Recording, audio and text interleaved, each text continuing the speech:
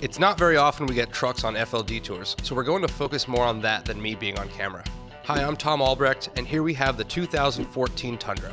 It's a monster in the full-size pickup truck segment, and if you get one with a crewmax cab, it can fit 5 people or 4 very large adults very comfortably, along with room for cargo.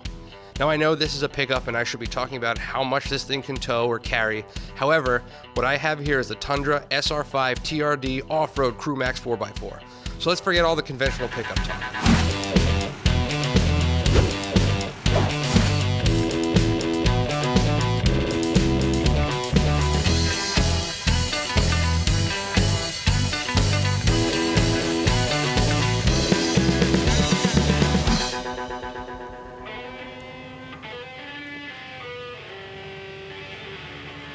Let's get to the details. The Tundra SR5 TRD Off-Road crewmax 4x4, I said that out of order, but whatever, has a 5.7 liter I-Force V8 power plant, and it's pretty impressive with the power and the sound it makes. The workhorse engine provides 381 horsepower and 401 pound-feet of torque, which is enough to spin the back tires in two-wheel drive mode going around turns. Turn off the traction control and you can pretty much drift this truck, but I don't really recommend doing that.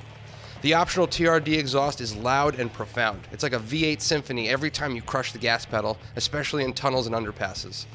So let's get to the obvious and get it out of the way.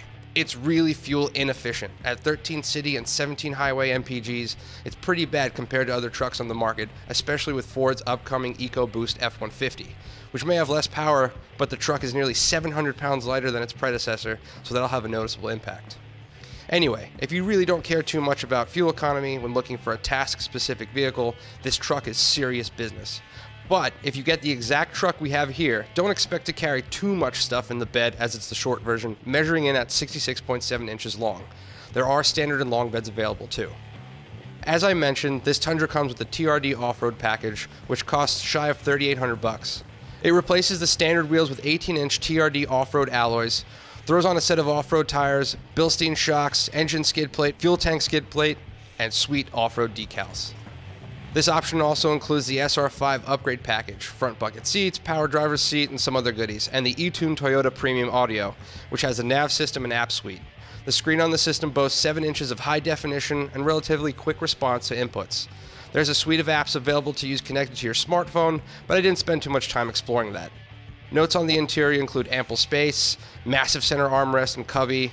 I also counted 13 cup and bottle holders, which is enough to keep someone hydrated for quite a long time, especially if you're into getting big gulps from 7-Eleven.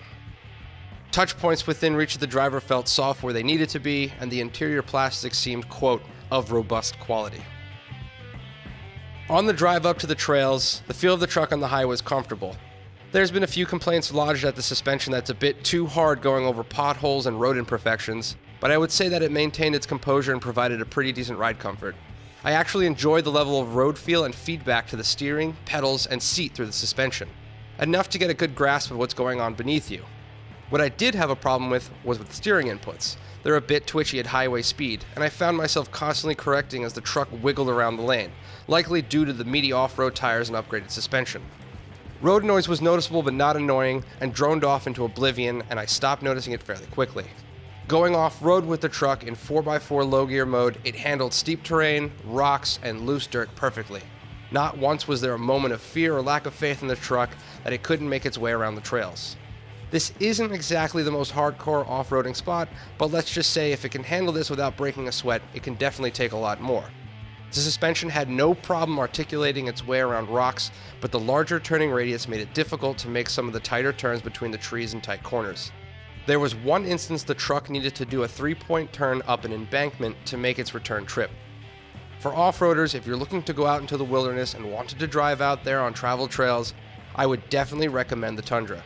Same for people who work in construction or any industry that requires access to rough terrain as well. If you're looking to drive around town, in a city, or on a highway, I'm not so sure this is the truck for you because the fuel economy is pretty bad and the off-road setup forces you to pay close attention to driving it, which can get a bit tiresome after a while. Overall, it's an awesome truck. The AC blows colder than a New England blizzard, which you can definitely drive through without a problem. The radio bumps tunes clearly and loudly, visibility isn't terrible, large mirrors help, plus a backup camera for parking is a huge plus as well. Having driven a lot of small to mid-sized sports cars and only a few SUVs, and a long time ago the absolutely awesome first generation F-150 Raptor, my inner man's man, I guess is what you could call it, came out in a big way. Riding above most of the other trucks and SUVs really brings a sense of empowerment as the driver, and no one dared to challenge my position on the road, especially during heavy merges in New York traffic where people love to dive into a half car length or less of space in front of you. It makes little sense to foreigners why America loves its trucks so much, but the Tundra embodies the answers to that mystery if you have a chance to drive it. And to be honest, I fell in love with this made in America truck, but I wish I had some hammers I could have thrown in the back of it.